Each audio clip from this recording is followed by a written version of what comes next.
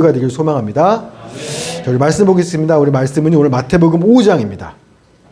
마태복음 5장 1절부터 48절까지 전체거든요. 마태복음 5장 1절부터 48절까지 말씀 봉독은 43절부터 48절까지만 읽도록 하겠습니다. 마태복음 5장 1절부터 48절까지 말씀 봉독은요. 43절부터 48절까지만 함께 읽도록 하겠습니다. 우리 하나님 말씀을 경외하는 마음으로 자세히 일어나시겠고요. 가정에서 오늘 영상으로 예배 드리신 분들도 잠시 무릎을 꿇고 말씀 봉독하도록 하겠습니다.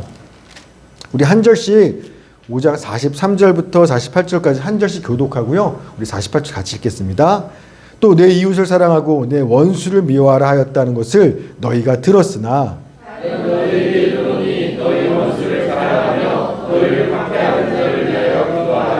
이같이 한즉 하늘에 계신 너희 아버지의 아들이 되리니 이는 하나님이 그 해를 악인과 선인에게 비추시며 비를 의로운 자와 불의한 자에게 내려주심이라.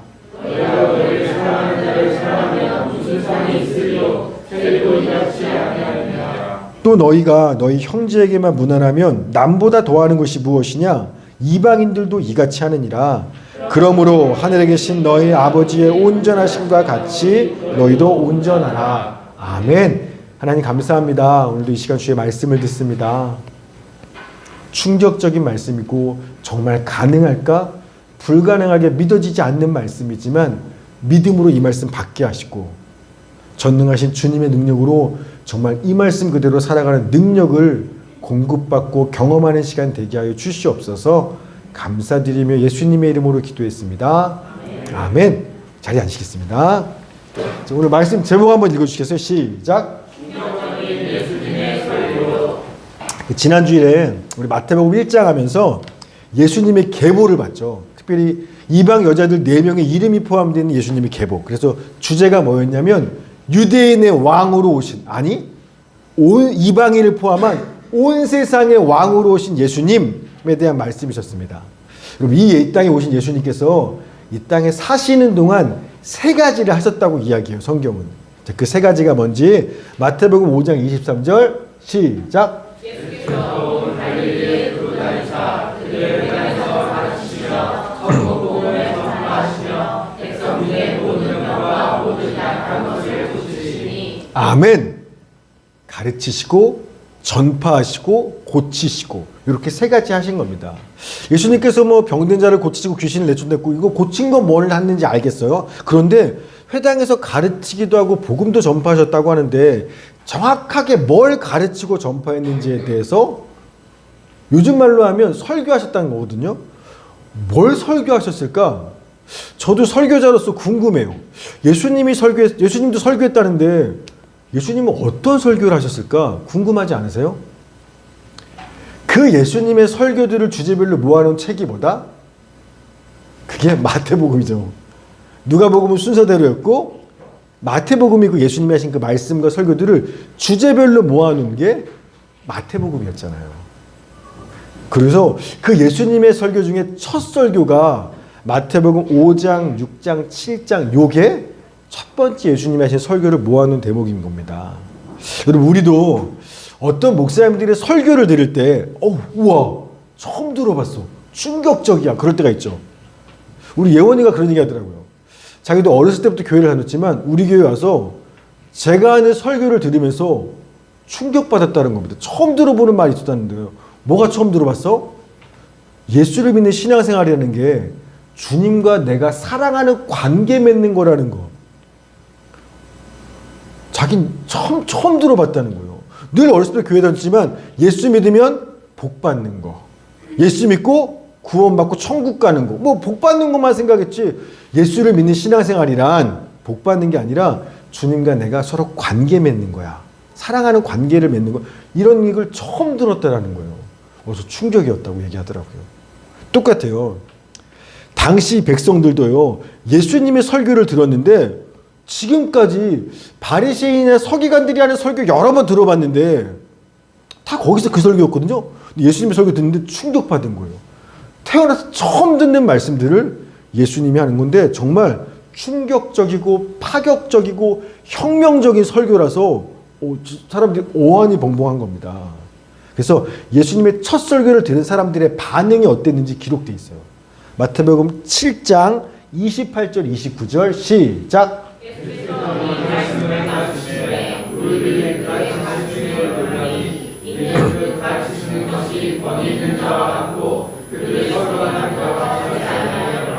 아멘.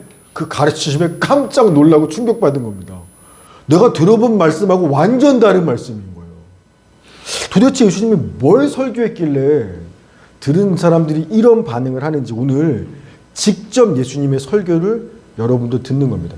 여러분 뭐 매주마다 목사가 하는 설교 들으시죠? 물론 그것도 하나님 말씀이에요. 오늘은 특별히요. 예수님 하신 그 설교 그대로 여러분 예수님의 설교를 2000년 전에 그 설교 직접 들으시는 시간인 겁니다. 자, 마태복음 5장 2절 3절 시작. 이를 열어 가르쳐 이르시되 심령이 가난한 자는 복이 있나니 천국이 그들의 것이며. 아멘. 예수님이 딱 시작합니다. 심령이 가난한 자는 복이 있나니 천국의 그들의 것이며 설교 첫 문장이에요. 우리말 번역 성경으로는요 좀 이렇게 충격적이지 않아요. 근데 제가 예수님이 하신 그대로 원문대로 번역하면 이런 겁니다. 복 받았다, 복되도다, 가난한 사람들아. 왜냐하면 천국이 너희의 것이기 때문에. 이렇게 설교하신 겁니다. 그러니까 우리말 성경으로 하면 이런 거예요. 느낌이. 내가 비록 가난하지만 마음도 몸도 가난하지만 예수를 믿으면 나중에 천국 가는 복을 받게 될 거야. 우리 그렇게 해석이 돼요. 저기 3절이. 그런데 정확한 해석은 뭐냐면 가난한 사람들은 복 받은 사람들이야. 가난한 건 복 받은 거야. 왠 줄 알아? 천국을 소유했기 때문에 그래. 이렇게 설교하신 겁니다. 이 말은 좀 충격적인 거예요. 왜냐하면 당시 사람들한테 모든 선생들은 뭐라고 설교했냐면 여러분 가난하시죠? 몸과 마음이 지쳐 있으시죠? 그러나 여러분이 하나님을 잘 믿고 주의 말씀대로 율법 지키며 잘 살고 의롭게 사시면 복 받아서 부자 될 거예요. 심지어 죽으면 하나님의 나라 천국에 들어가는 복을 받게 될 겁니다. 모두가 이렇게 설교했어요. 모든 선생들이. 그래서 당연히 그렇다고 아멘이었어요. 그래서요. 가난한 사람들은 평생 어떻게 생각했냐면 나는 복 받지 못했어. 나는 하나님께 버림받았어. 하나님께 저주받았어. 나는 벌 받은 거야 생각하면서 평생 그런 생각하면서 살았어요. 왜냐면 그런 설교만 들었으니까. 그런데 예수님께서 가난한 사람들아 너희는 복 받은 사람들이야. 복 받은 거야 라고 이야기하는 겁니다. 심지어 보통 복이 아니라 천국을 소유했잖아. 너네가. 너네 천국 갖고 있잖아. 너네 복 받은 거야. 태어나 처음 들어보는 설교인 겁니다. 그러니까 충격을 받을 만한 거예요. 이런 충격적인 설교, 태어나 처음 들어보고 이해할 수 없는 설교들을요 계속해서 하시는 겁니다. 5장 4절 6절 10절 시작.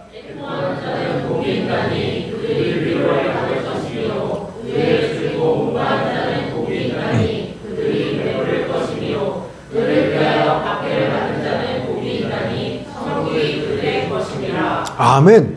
가난하고 애통하고 의에 줄이고 박해받는 너희들아, 야, 복 받았네. 복 받은 사람들아. 아니 이게 복 받은 겁니까? 저주 받은 거지. 버림받은 거잖아요. 근데 예수님요, 복 받았다. 가난하고 애통하고 의에 줄이고 목마르고 박해받는 사람들아, 복 받아 좋겠네. 그러면서 뭐라고 말하냐면 너희가 누군가한테 박해받고 욕을 먹고 악한 말을 들었어? 복 받은 거니까 기뻐하고 즐거워해. 이렇게까지 이야기하는 겁니다. 5장 11절 12절 시작.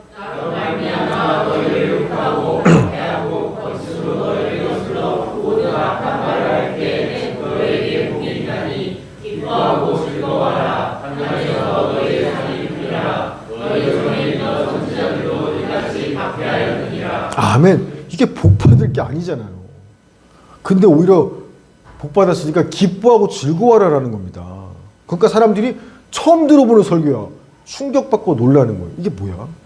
그런데요, 예수님뿐만 아니라 구약에도 복되도다 너희들아, 이런 천국이 너희 것이다, 이런 말씀이 구약에도 있어요. 어디에 있냐면 신명기에 있습니다. 신명기 33장 29절 시작.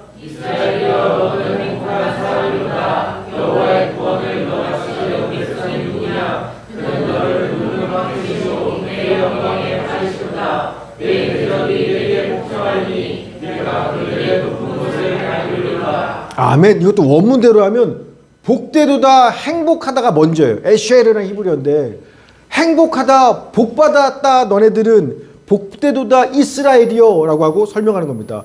왜 너네가 복받았어요 이스라엘이? 여호와 하나님의 구원을 너희처럼 받은 백성이 어디 있겠냐. 하나님이 너희 하나님이 되었잖아. 그러니 너희들은 행복한 복받은 이스라엘이야 라고 이야기하는 겁니다. 그러면 하나님이 이스라엘을 왜 자기 백성으로 삼았어요? 그 이유가 역시나 신명기 7장에 나와요. 신명기 7장 6절 7절 시작. 너는 여호와 내 하나님의 성도라. 내 하나님 여호와께서 지상 만민 중에서 너를 자기 기업의 백성으로 택하셨나니 여호와께서 너를 기뻐하시고 너를 택하시는 너희가 다른 민족보다 수요가 많기 때문이 아니라 너희가 오히려 온 민족 중에 가장 적으리라. 아멘. 여러분 이스라엘은요 지상에 있는 모든 여러 민족들 중에 가장 작고 약하고 볼 볼 일 없는 민족이 이스라엘이었어요. 민족인데 자기네 땅도 없어요. 민족인데 주권도 없어요. 너무나 힘이 없어서 남의 나라 애굽에 붙잡혀서 종살이하는 세상에서 가장 작고 약한 민족이 이스라엘이에요. 그러니까 세상적으로 보면 복받은 게 아니라 행복한 이스라엘이가 아니라 저주받은 이스라엘이에요. 그런데 모세가 그 이스라엘 향해서 너희들은 복받았어. 너희는 행복할 거야. 왜요? 그들이 작고 약하기 때문이 아니라 그렇기 때문에 하나님이 그들을 세상의 많은 민족 중에 너 내 백성 하자 선택하셨기 때문에. 그래서 하나님이 그들의 이스라엘의 하나님이 되시기로 작정하셨기 때문에 이스라엘아 너는 복받은 행복한 민족이야 이렇게 말씀하고 있다는 겁니다. 즉 이스라엘은 땅도 없고 주권도 없고 힘도 없고 가진 게 아무것도 없이 가난하고 작고 약했지만 그렇기 때문에 하나님이 나의 하나님이 되는 복을 받게 되었다라는 거예요. 지금 그거와 똑같은 이야기를 예수님이 하시는 겁니다. 가난한 자들아, 애통하고 의에 줄이고 박해받는 자들아, 세상에서 작고 약해서 힘없이 맨날 힘 있는 자들한테 짓눌리고 박해받고 빼앗기고 사는 게 울 일밖에 없는 너희들아. 너희가 세상적으로 가진 건 하나도 없지. 그런데 한 가지 대신 가진 게 있잖아. 뭐 하나 소유했잖아. 뭐야? 천국을 소유한 거야 너네는. 이게 무슨 말이죠? 여러분 보세요. 우리 생각에 천국은 죽어야 가는 곳 아닌가요? 아직 살아있는데 진짜 힘들게 살고 있는데 천국을 이미 가졌다고 현재형으로 말하는 겁니다. 아직 죽지도 않았는데 천국을 어떻게 가졌어요? 이게요 마태복음 성경이 말하는 천국은 예수 그리스도를 이야기하는 거예요. 우리는 천국 그러면요 죽어서 가는 하늘나라가 우리한테 천국이에요. 그런데요 당시 유대인들한테는 천국이 죽어서 가는 하늘나라가 아니에요. 천국이란 뭐냐면 구약에서 하나님 약속하신 그 메시아 다윗의 후손인 그분이 오셔서 이 땅에 억압받고 고통받는 우리들을 구원하시고 이 땅에 그분이 유대인의 왕으로 오신 그분이 이 땅에 세우실 그 영원한 하나님의 나라, 그 새로운 나라, 그게 바로 천국이에요. 유대인들한테. 이해되죠? 다른 거예요. 우린 죽어서 가는 천국, 유대인들은 누군가 약속하신 그 메시아가 오면 그 왕으로 말미암아 시작되는 새로운 나라가 천국이에요. 따라서 세례요한과 예수님은 회개하라. 그러면 죽어서 천국에 들어갈 것이다 라고 선포한 게 아니라 회개하라. 천국이 가까이 왔다라고 이야기하는 거예요. 우리가 천국에 가는 게 아니라요.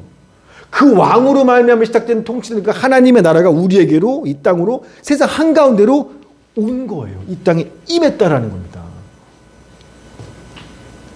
따라서 지금 가난한 사람들, 애통하고 의에 줄이고 목마른 사람들이 너네가 천국을 소유했어, 가졌어라고 말하는 건 뭐예요?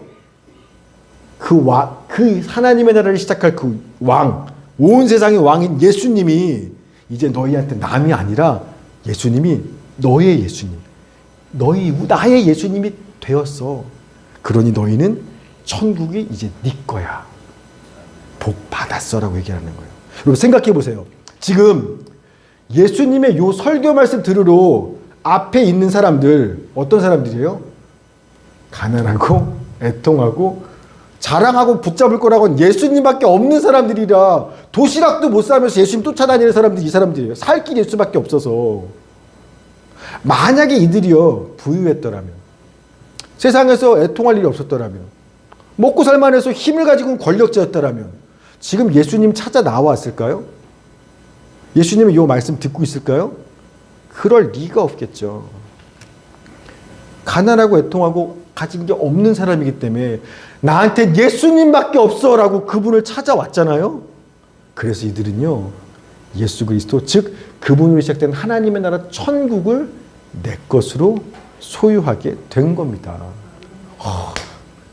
그래서 가난한 게 복받은 거예요. 그래서 애통하는 게 복받은 거예요. 왜? 너넨 나를 가졌잖아. 나를 가지고 천국을 가진 거야.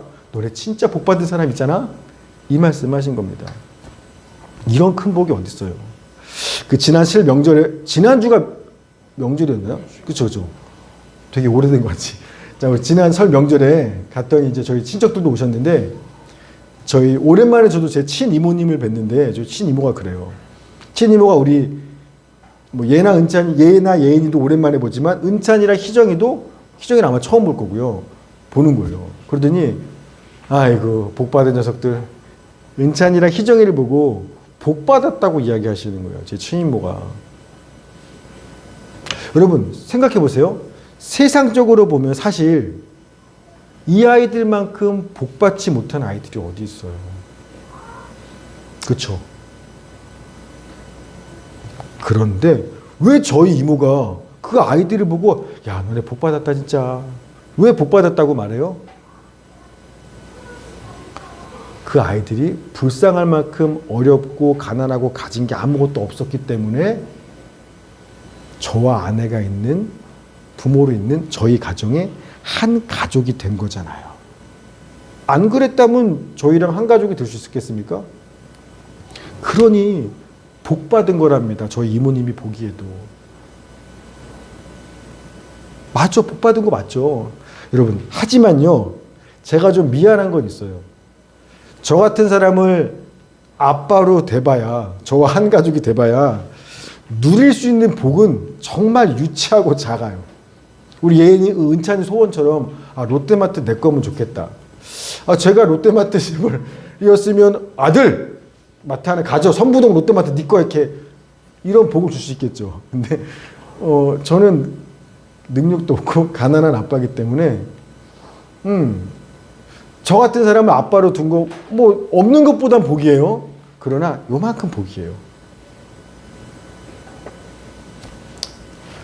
본래 우리 모두는 세상에 가진 거 아무것도 없이 가난하고 의지할 데도 없고 나를 받아주는 것도 없을 만큼 초라하고 버림받은 존재였죠.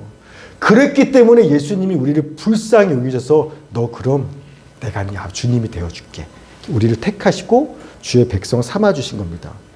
그런데요, 예수님이 나를 택하시고 나의 주님이 되었단 말은 뭐냐면, 예수를 주로 부르는 사람들은요 곧바로 뭐가 되냐면 이제는 하늘에 계신 하나님이 나의 아빠가 되는 게 되는 거예요.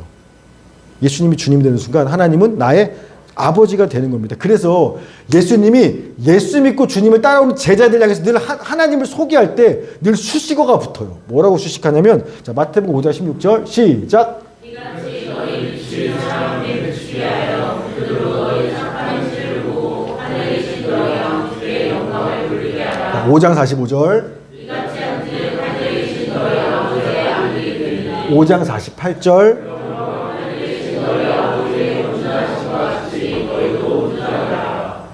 예수님이 하늘에 계신 하나님을 설명할 때 뭐라고 설명해요? 너희의 아버지. 늘 마태복음 끝까지 예외 없어요. 제가 5장 하나만 이렇게 해요. 마지막까지 꼭 우리한테 하나님을 말할 때, 야 있잖아 너 하나님 알아? 그분 알아? 이렇게 안 해요. 하늘에 계신 하나님, 근데 누군지 알아? 이제부턴 너희 아버지야. 너희 아버지야. 늘 너희 아버지야. 즉 우리가 예수 그리스도로 인해서 하늘에 계신 그 하나님이 땅에 사는 나처럼 가장 가난하고 작고 약한 아의 아버지가 되셨다라는 겁니다. 여러분, 하나님의 자녀가 되었다는 건 무슨 말이냐면 부모는요 자식을요 무조건적으로 사랑해요. 못나면 더 사랑해요. 우리가 작고 약할수록 더 관심, 뭐 아픈 손가락 더 그럴 수밖에 없는 것처럼 우리가 모자라고 부족할수록 하나님 아버지 나를 더 집중해서 보고 사랑하고 돌보는 그런 특권을 받았다라는 게 하나님의 자녀가 된 거고요. 또 하나, 이제는 하나님이 내 아버지이기 때문에 내가 좀 못났어도 하나님의 거는 다 내 거예요. 나는 하나님의 기업을 이어받을 상속자가 됐습니다. 그래서 하나님의 나라 천국이 이제는 나의 소유, 내 거가 된 겁니다. 따라서 하나님이 나의 아버지가 되셨다? 이건요, 제가 은찬이 아빠가 된 거랑은요, 차원이 다른 거예요. 은찬이가 나 같은 아빠만 만나도 복 받았다고 생각하는데, 하물며 우리 같은 사람이 하나님이 나를 자녀 삼아서 내가 하나님의 아들, 딸이 되었다? 여러분, 복 받았다. 진짜 말할 수 없는, 말로 어떻게 표현할 수 없는 진짜 복 받은 사람들이 예수 믿는 우리들이 맞다라는 겁니다. 여러분, 이제 예수님께서 복 받은 사람들아, 가난한 자들아, 애통하는 자들아, 의에 줄이고 목마른 자들아, 받게 받는 자들아, 너네 복 받았어 라고 왜 말씀하셨는지 이제 좀 와 닿으시나요? 아멘이에요. 정말로 우리가 세상에서 태어나서 진짜 부족한 집에서 태어났고, 그래서 가진 것도 하나도 없고, 장애를 가지고 태어났고, 할 줄 아는 거 하나도 없고, 망하고 실패하고 맨날 울 일밖에 없었고, 여기저기 꾸사리 먹고 박해받고, 정말 세상에서 나보다 작고 약하고 못난 사람 없을까? 그런 존재면 존재일수록 우리 어떤 줄 아는가? 와, 다행이다. 내가 그래서, 내가 망해서 다행이다. 내가 장애가 있어서 다행이야. 내가 가난해서 다행이야. 왜요? 그러니까 하나님의 아들이 됐어요. 얼마나 다행이에요. 얼마나 복받은 거예요, 우리가 가난한 게. 이게 예수님이 우리를 바라보는 관점인 겁니다. 자, 그리고 나서 이어서 설교를 하시는데, 이 처음 말도 충격적인데 이어서 나오시는 설교는요 더 충격적인 설교들을 하시는 겁니다. 자, 그 설교 결론이 뭐냐면 5장 48절이요. 시작.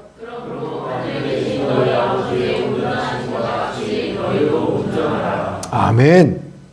이젠 너희는 자꾸 모자란 사람이 아니라 하늘에 계신 하나님의 자녀니까, 따라서 그 아버지가 온전하심처럼 너희도 온전하게 행하라는 겁니다.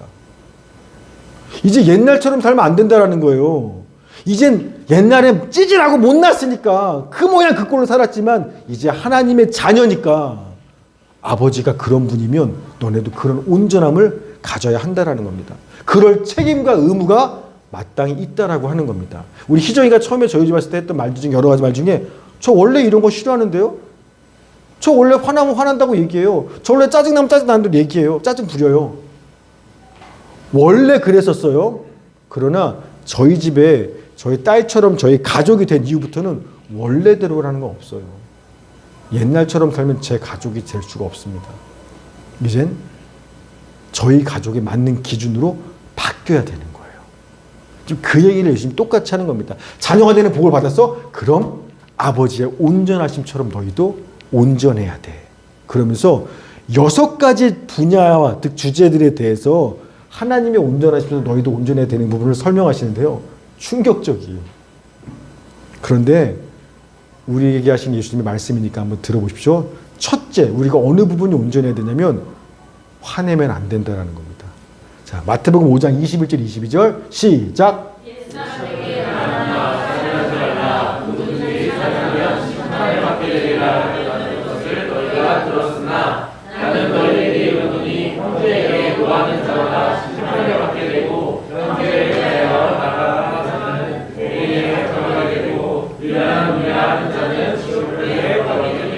아멘.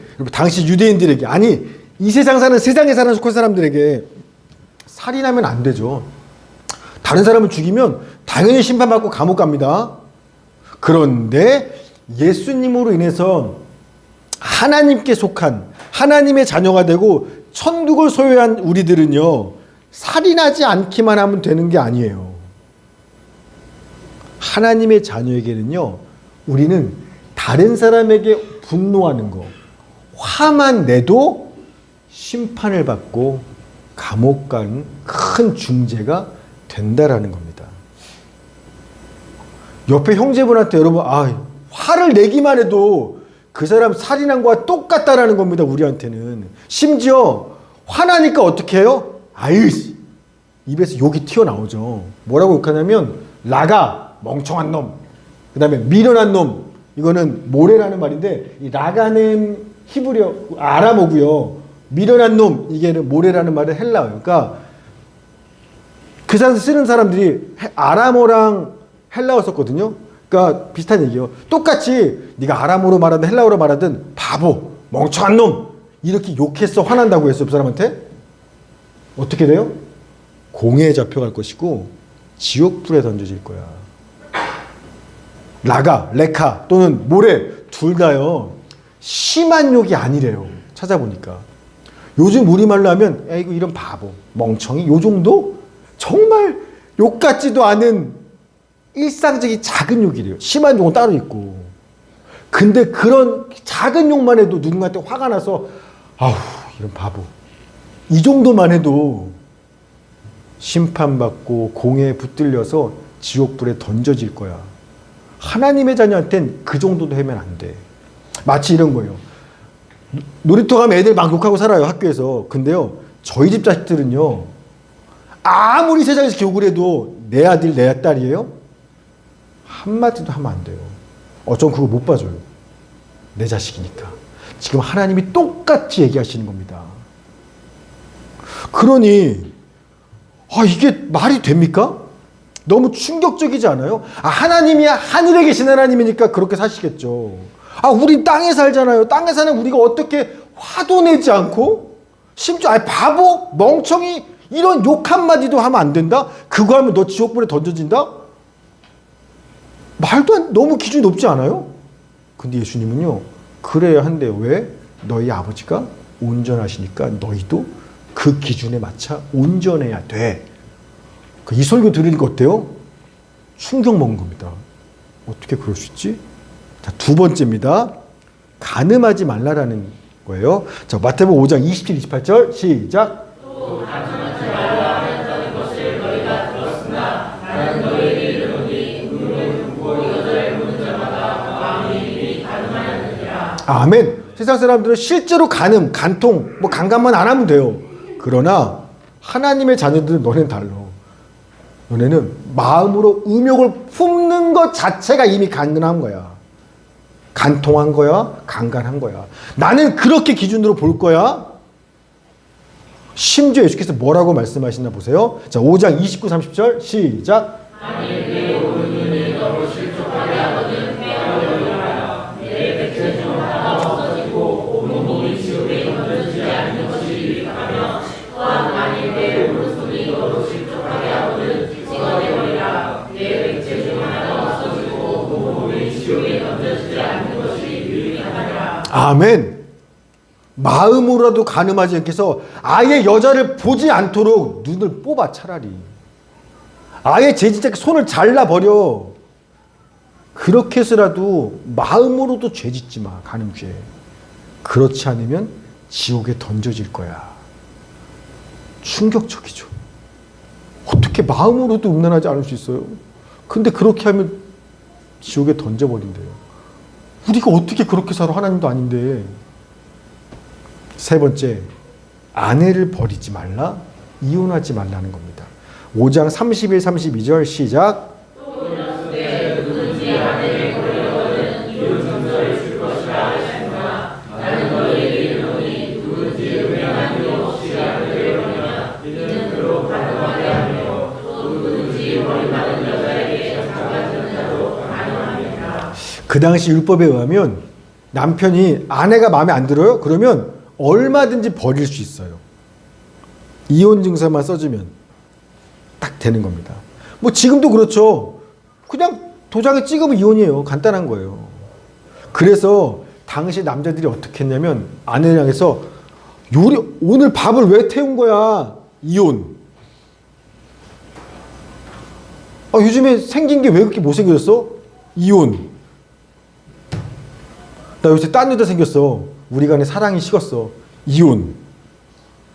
그냥 남자가요, 여자가 마음에 안 들면 그냥 사랑이 식으면 이혼이에요. 그냥 증서 써서 자, 너 재혼하면 되잖아. 내가 써줄게. 마음에 안 들으면 다 버렸어요. 그런데 이 당시에는 그렇게 살았어요. 지금도 부부간에 같이 살았어요. 결혼하고. 근데 사랑이 식었어요. 뭐 하면 돼요? 이혼하면 돼요. 지금도 마찬가지예요. 그게 아무 문제 안 돼요. 그런데 예수님은요, 네가 진짜 하나님의 자녀라면, 정말 천국을 소유한 하나님의 백성이 맞다라면 아내가 음행한 이유 외에는 어떤 이유로도 아내를 버려서는 안 돼. 여러분, 아내든 남편이든 왜 나랑 맞지 않는 부분이 왜 없겠어요? 왜 살다 보면 흠이나 허물이 왜 모르겠어요? 그러나 하나님께서는요, 내 마음에 들지 않는다고 함부로 아내든 남편이든 버리거나 이혼하지 이거 안 돼. 하나님이 우리가 마음에 안 든다고 버리지 않는 것처럼 그 아버지의 온전하신 같이 너희도 그래야 해. 마음에 들지 않고 싫어도 절대 버려서는 안 돼. 이게 세 번째. 자, 네 번째, 맹세하지 말라는 겁니다. 5장 33, 34절 시작.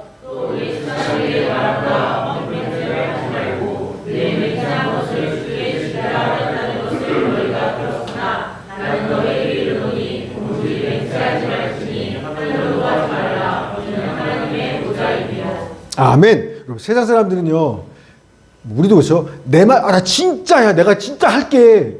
그럴 때 내 말의 진정성을 확증하기 위해서 맹세하죠. 뭐 지장 찍고 막 하겠죠. 근데 요즘에는 우리가 말로 하는 맹세 별로 없죠. 요즘엔 다 쓰죠. 야, 차용증 써. 좀 내가 진짜 갚을게. 그럼 차용증 써. 뭐 이렇게 계약서 써. 요새는 문서로 하죠. 공증받고. 이걸 맹세인데. 그래서 부모 자식 지간에도요, 형제 간에도요, 돈만 주고받아도 뭐 써요? 차용증 써요. 엄마가 아들에게 얼마 빌려줬으니까, 내가 동생한테 뭐 해줬으니까 너 언제 갚겠다고 약속했어? 맹세한 걸로만 안 돼. 써서 도장 찍어. 그런데요, 하나님의 자녀들은, 예수 믿는 하나님의 자녀들은 어떤 아무 맹세, 어떤 차용증 계약서 쓰지 말아야 한다고 지금 말씀하시는 겁니다. 그럼 뭘 어떻게 해요? 뭔가 할 때는. 37절이요. 시작.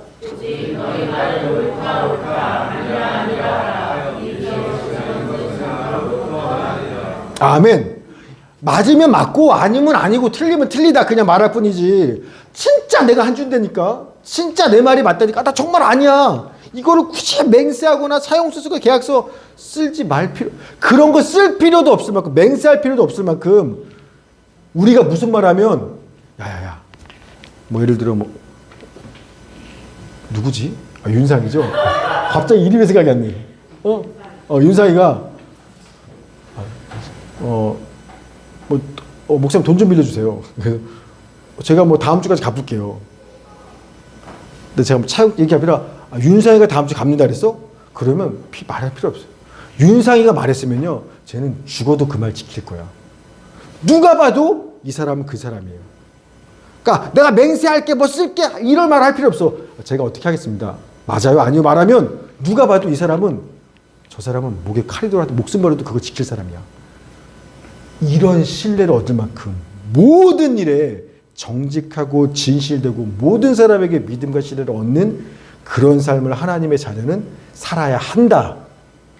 이게 아버지의 온전한 집처럼 너희도 온전한 거야? 이렇게 살라는 얘기입니다. 자, 다섯 번째, 악한 자를 대적하지 말라. 부담스러운 말씀입니다. 봅시다. 자, 38절 42절 시작.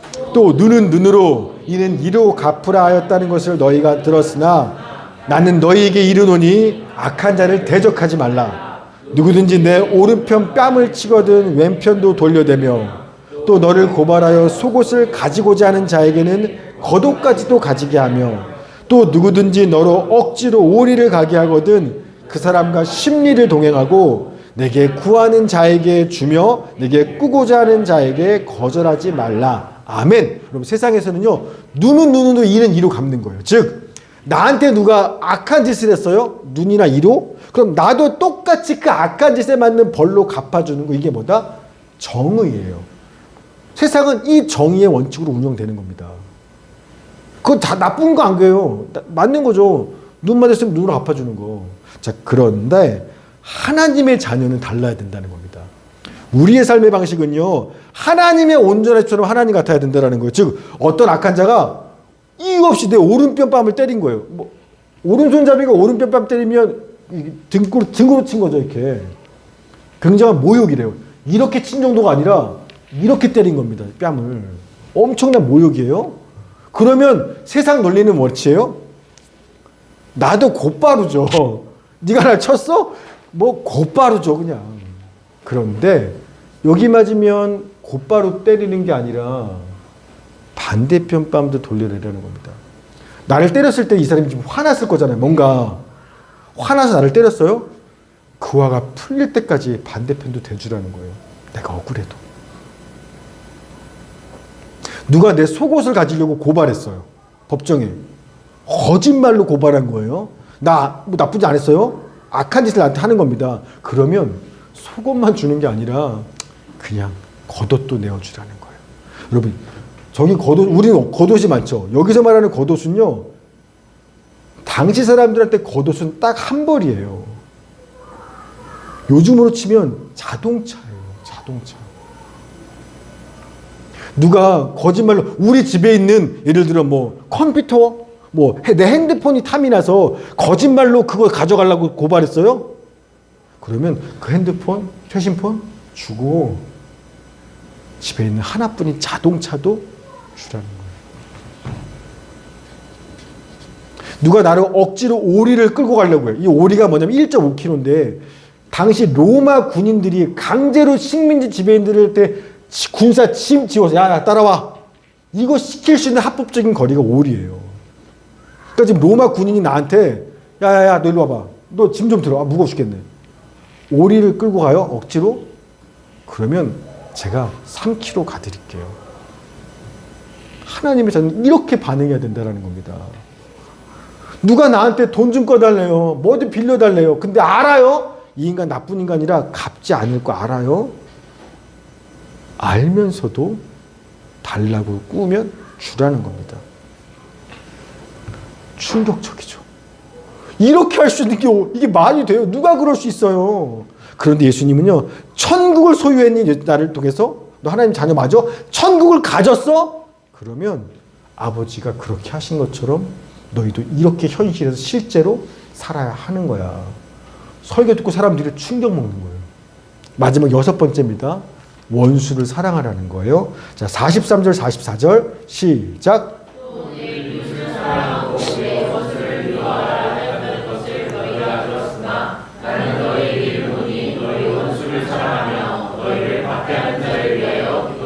아멘. 여러분, 이웃은 사랑하지만 원수는 미워하는 게 당연하죠. 그러니까 원수죠. 그런데 예수님은요, 너희가 하나님의 자녀야? 이웃 사랑은 안 해도 할 거지. 그런데 원수도 사랑해야 돼. 너희를 박해하는 자를 위하여 기도해야만 해라고 얘기하는 겁니다. 그러면서 도대체 누가 원수인지 두 명의 샘플을 들어주는 겁니다.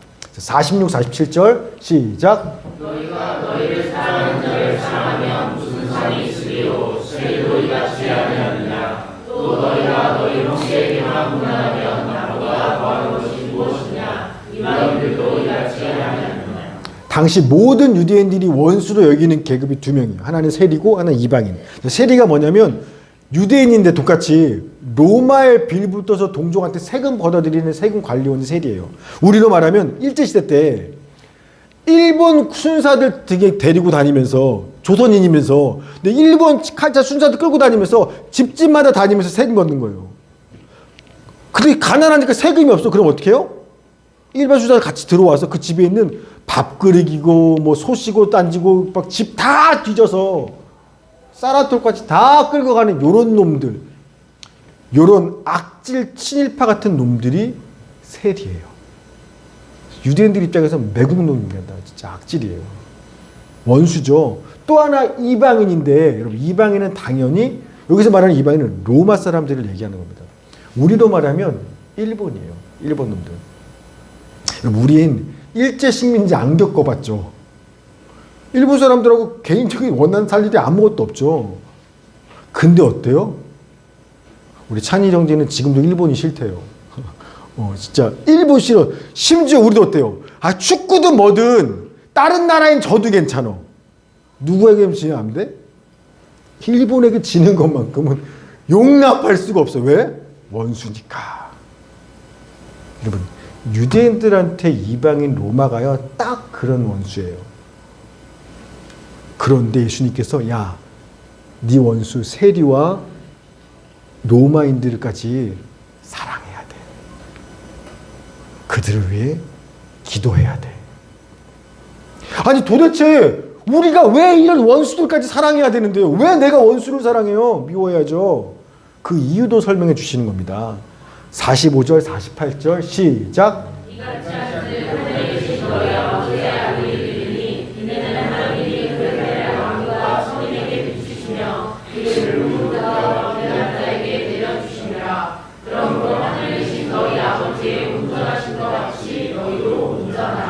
아멘. 우리 하나님께서 선인들뿐만 아니라 악인들한테도 해를 비춰주시고 의로운 자들뿐만 아니라 불의한 자에게도 비를 내려주시는 그런 하나님 아버지니까 네가 만약 그 하나님의 자녀라면 그분이 너의 아버지라면 마땅히 너희도 아버지의 온전하신과 같이 이웃만 사랑할 뿐 아니라 원수를 향해서도 사랑하고 선대하고 충복기도 해야 된다라고 말씀하시는 거예요. 어쩌면 예수님이 딱 이렇게 하면 설교를 끝났지 겁니다.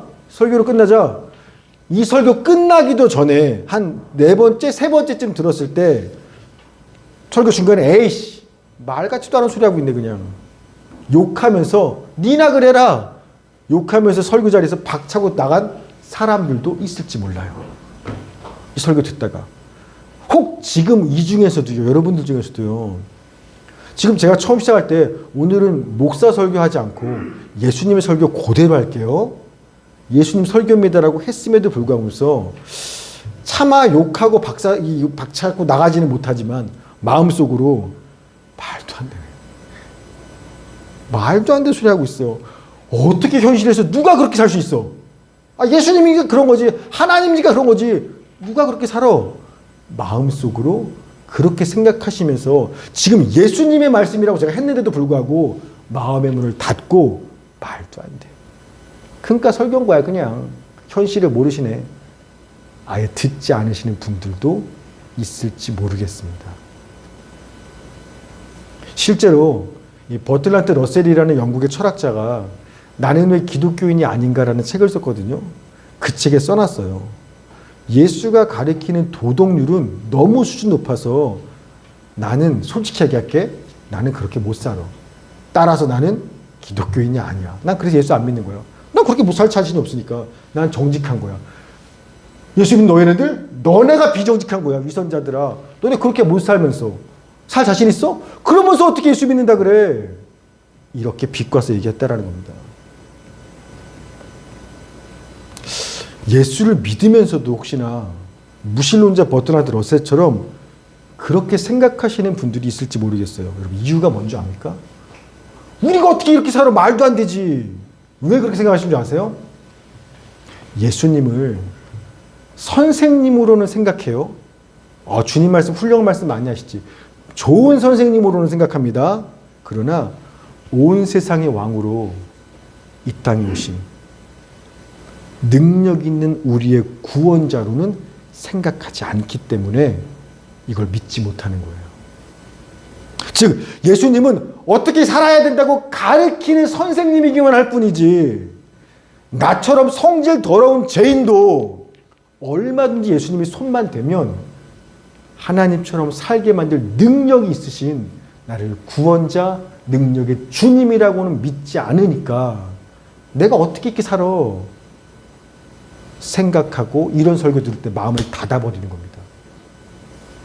여러분 세례 요한이요 예수님을 뭐라고 설명했나 보십시오. 자, 마태복음 3장 11절 시작. 나는 너희로 회개하게 하기 위하여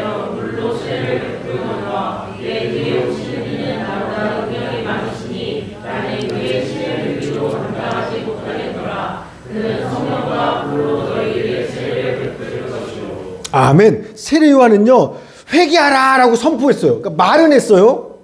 그런데 사람들이 회개 안 하면 어떻게 할 거예요? 세례 요한이 할 수 있는 게 없어요. 나는 능력이 없으니까.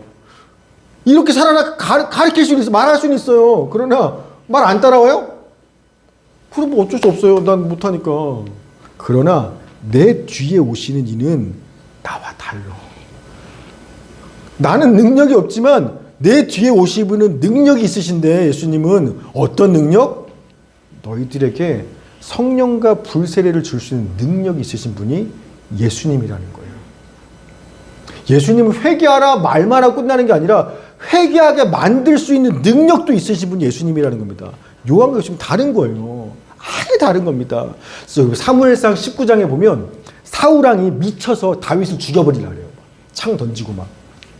근데 다윗 잘 피하고 도망갑니다. 어디로 도망가냐면 사무엘한테 가요. 사무엘 선지자요, 사울왕이 미쳐서 죽이려고 그래요. 그래서 사무엘이 나도 죽일걸? 그래서 사무엘과 다윗이 같이 라마 나요시라는 곳에 숨었어요.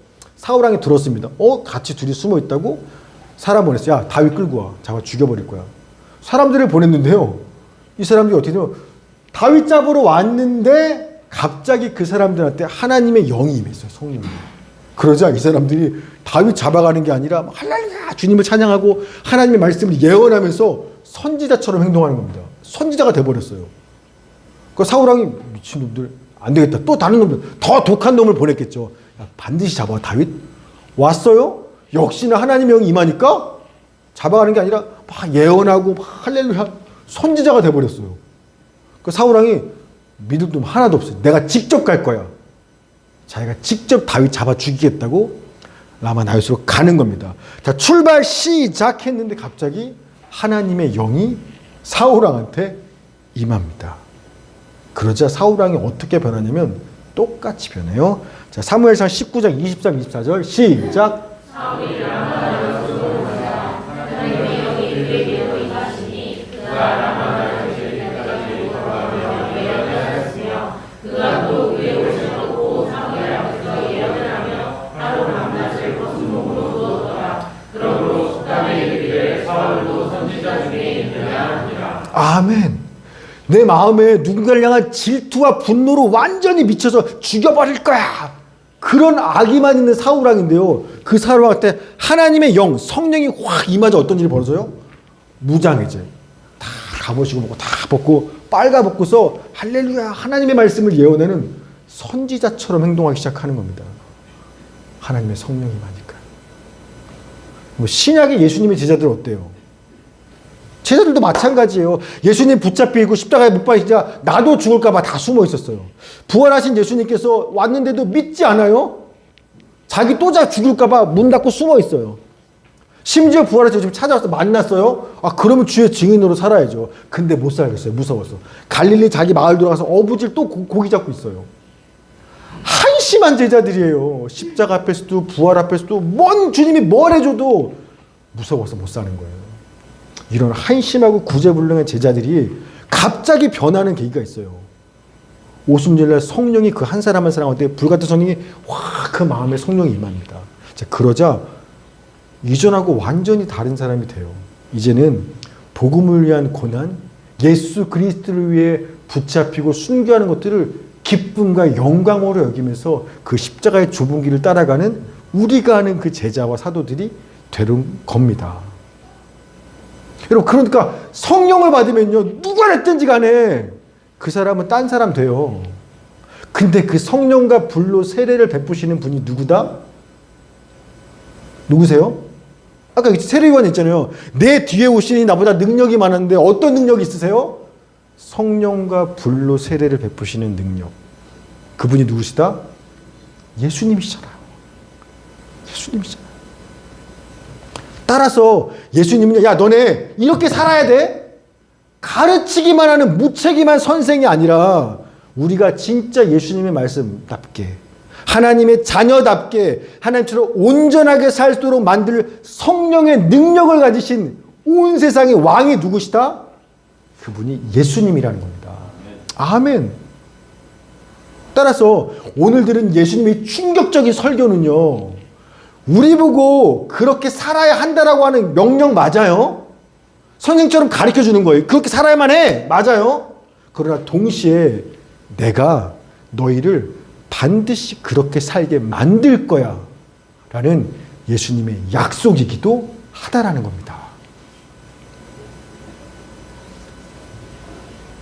여러분, 자식은요 부모와 똑같은 유전자를 가졌기 때문에 커가면서 점점점 부모님을 닮아갈 수밖에 없어요. 똑같아요. 예수를 믿음으로 말미암아 성령을 받은 우리들은요 처음 초신자 때는 별 차이 안 날 수 있어요. 시간이 지나면 점점점 나의 아버지, 왜 하나님과 같은 유전자가 있을까? 하나님을 닮아가는 온전한 모습 성장해 나가는 게 자연스럽고 당연한 거예요. 여러분, 멀쩡한 사람도 귀신 들리면 누구처럼 변해요? 귀신처럼 변해요. 어제까지 멍청했다가 오늘 귀신 들렸으면 하다못해 성령이 임하면, 멀쩡한 사람들, 죄 짓던 사람들이 성령이 임하면요 하나님처럼 변해요. 당연히 귀신보다 성령이 더 세시니까 말할 것도 없는 겁니다. 여러분, 우리는요 오늘 예수님의 설교가 너무 비현실적이야. 우리가 어떻게 여기마든 여기 있고 말도 안 돼. 원수를 사랑해? 말도 안 돼. 비현실적이라 충격적이라고 말하지만 가만 한번 생각해 보십시오. 지금 여러분들은요 이런 예수님 말씀의 변화들을 이미 경험하고 있으세요. 왜 그런지 제가 설명해 볼게요. 여러분, 예전에 여러분 예수 믿기 전에 여러분 모습을 생각해 보십시오. 믿기 전에 누가 내 말을 안 듣고 내 성질을 건드렸어요. 자존심이고 뭐고. 자, 어떻게 반응하세요? 반응하셨었어요? 난리 났죠. 첫 번째처럼 진짜 막 분노하면서 욕, 바보 멍충아 이 정도 욕이 아니죠. 갈아 마시고 눈에 빨대를 꽂고 하여튼 살벌한 욕들 해가면서 진짜 죽여버리고 싶을 만큼 막 쏟아내잖아요. 분노를. 원래 그랬죠. 그리고 어떻게 복수할까? 건드렸어. 나 오늘 기다려봐. 내가 똑같이 갚아줄게. 맨날 그것만 머릿속에 품고 살았잖아요. 예수 믿기 전에 원래 그랬잖아요, 여러분. 그런데 예수 믿고 나서부터 언제부턴가 좀 바뀌지 않으셨나요? 분명히 그 사람이 잘못한 거예요. 나한테도 어떻게든. 자, 그런데 나도 내가 착하니까 참다 못해서 폭발하긴 했어. 화를 내긴 했어. 근데 옛날에 비하면 반도 화내지 않았어요. 꼭 참고 살짝 한마디 한 거예요. 그랬는데 어때요? 그날 밤부터 잠이 안 와요. 마음이 불편해 미치겠어요. 아이씨, 말하지 말걸. 한번 여태 참았는데 그냥 참을 걸 괜히 말했네? 괜히 화냈네? 그날부터 옛날 나랑 다른 거예요. 이제 잠이 안 와요. 불편해서. 그러면서 그 녀석이 상처도 많고 외롭기도 하고 힘들고 또 워낙에 약한 녀석이니까 그럴 수 있었을 텐데 내가 조금 더 기도했으면 됐을걸. 내가 조금 더 품어줄걸. 그러면서 마음이 어디로 가냐면 미안하네. 잘못을 거기 했거든요. 분명히. 근데 신기한 언제부터 나도 모르게 내가 미안하네 라는 마음이 들어요. 그러면서 내가 내일 먼저 연락해서 밥이나 한 끼 사줘야겠다. 여러분, 그런 생각, 그런 마음 드시고 있지 않나요? 지금 이거 지금 뭐예요? 너무 우리한테 여러분 지금 너무 자연스러워서 분별 못 하시는 건데, 이거요. 제가 지금 말하니까 몇 분들이 막 웃으세요. 그러니까 내 얘기인가? 또는 공감하겠다라는, 그게 뭔지 알겠다라는 거예요. 이거 똑같은 이야기를요, 여러분, 안 믿는 사람한테 한번 해보세요. 우리끼리는 너무 익숙하지만, 안 믿는 사람한테, 예수 안 믿는 사람한테, 누가 나한테 이런저런 일을 했는데, 내가 미안해서 밥 한 끼 사주려고. 내가 미안해서 그 녀석 위해서 기도하려고. 앞에 있는 사람들이, 미쳤어? 야! 그냥 진짜 갈아 마셔도 시원찮을 판에 뭐 한다고? 네가 밥 사준다고? 너 뭐야? 너 미친 거 아니야? 공감은커녕 절대 이해 못해요. 우리는 너무 익숙하고 자연스럽지만 지금 이게 어떻게 된 거예요? 그 충격적인 그 말씀 그대로 우리가 어느새 분노하지 않게 되고요. 욕하지 않게 되고요. 나한테 악을 대한 사람을 상대하는 게 아니라 선대를 베풀고 화를 내. 이게 진짜 그 말씀 그대로 나가 내 마음과 삶이 속에서부터 그냥 그렇게 변해버리기 시작했어요. 아직 완전하지 않아서 답답하고 속상할 때 많지만 옛날에 나랑은 분명히 다른 나예요. 내가 왜 이렇게 됐는지 이해는 못하겠지만 여러분 어떻게 이런 일이 벌어졌어요? 예수 믿으셨잖아요. 그리고 예수님이 여러분 마음 가운데 성령과 불로 확 세례를 주셨어요. 그래서 내 마음이요 달라요 옛날하고. 이 안에 주님이 거하셔요. 그러니까 나도 모르게 옛날하고 다르게 앞으로 더 변할걸요. 점점 더 신앙생활 점점 더 진짜 하나님의 온전한 집처럼 온전하게 변화가 될 거라는 겁니다. 서서히 그러나 분명하게 우린 변화가 되는 겁니다. 말씀 맞춥니다. 혹 여러분들 수년 또는 수십 년 신앙생활 했지만 제가 지금 이 마지막 예화 든 것처럼 나는 그런 삶의 변화가 없는데 교회 수년 다녔어요. 근데 나는 공감이 안 돼. 정말 그런 삶의 변화가 내에 있나?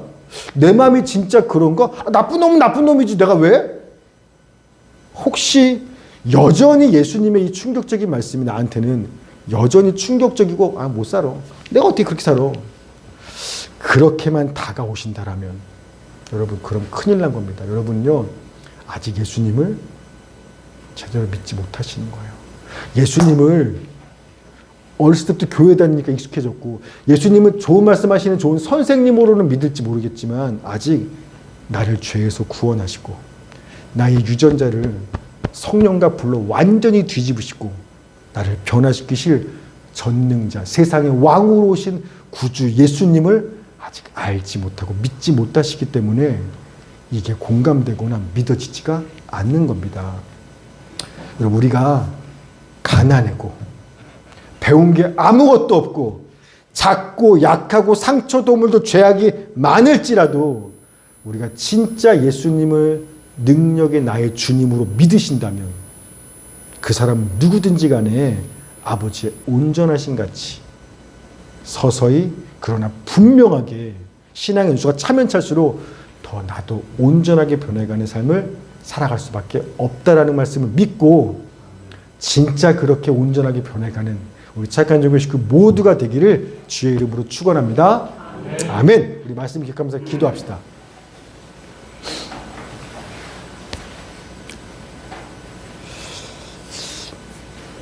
처음 듣는 예수님 말씀이 아니라 이미 옛날부터 들어왔던 예수님 말씀 아닙니까? 잘 아시는 말씀 아니에요? 그런데 왜 실제로 나는 이 충격적인 말씀들을 못 사는 것 같죠? 이유는 하나입니다. 능력이 없어서가 아니에요. 믿음이 없어서예요. 여러분이 내가 어떻게 그렇게 살아 믿지 못하니까 실제로 살지 못하는 겁니다. 우리가 만약에 내가 아무리 이런 모양으로 살더라도 아무리 가난하고 가진 거 없어도 예수를 믿을 때 주님은 전능하셔서 능력으로 나를 변화시킬 수 있어 라고 믿으신다면 그 믿음을 통해서 정말 우리는 변화되는 겁니다. 주님 나에게 믿음을 더하여 주시고 정말 아버지의 온전하신 같이 나도 온전케 하여 주시옵소서.